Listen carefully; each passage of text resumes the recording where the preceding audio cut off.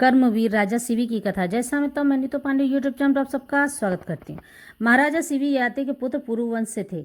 उनका राज्य उसी नगर राज्य में था। राजा शिवी बहुत ही धर्मात्मा और अपने वचनों के पक्के दानवीर थे। इस कहानी का उल्लेख कादम्बरी संस्कृत साहित्य में मिलता है। यह हमारे देश की पहली संस्कृत साहित्य उपन्यास है। यहीं पर राजा शिवी की कथा का वर्णन है। राजा शिवी अपने राज्य में ही नहीं अपितु यानी बल्कि दूसरे राज्यों और देवलोक में भी इनकी चर्चा थी कि राजा शिवी कर्तव्यनिष्ठ और बहुत बड़े दानवीर हैं। इसी बात की चर्चा इंद्रदेव और अग्निदेव भी कर रहे थे। तब इंद्रदेव कहते हैं कि हे अग्निदेव, आज राजा शिवी की परीक्षा लेने का मन कर रहा है। अग्निदेव ने कहा, क्यों नहीं, मैं भी साथ चलूंगा। तब दोनों पृथ्वी लोक की ओर बढ़ने लगे। इंद्रदेव ने कबूतर का रूप धारण किया और अग्निदेव ने बाज का यानी चील का।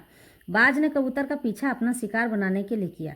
कबूतर उड़ गया, आगे आगे कबूतर तो पीछे पीछे बाज चला। कबूतर ने राजा शिवी के पास जाकर कहा, हे राजन, मुझे बचा लो, एक बाज मेरा भक्षण करना चाहता है।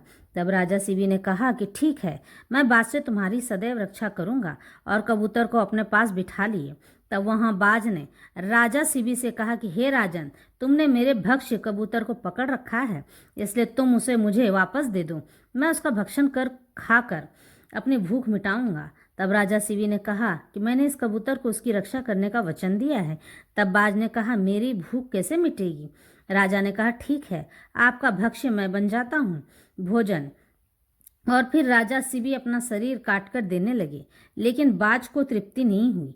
तब राजा शिवी ने एक तराजू लाकर एक तरफ कबूतर रखा और एक तरफ अपने आप को रखकर तौलने लगे। फिर जब शरीर धीरे धीरे निस्तेज होने लगा और तराजू का पलड़ा नीचे हो ही नहीं रहा था, यानी प्राण जाने लगे राजा के, तब इंद्रदेव व अग्निदेव उन्हें पूरा स्वस्थ करके पुनः उनका शरीर लौटाते हुए उन्हें दर्शन देकर कहते हैं, हे राजा शिवी, मैंने तुम्हारी चर्चा तीनों लोक में सुनी थी, इसलिए हम तुम्हारी परीक्षा लेने के लिए आए थे।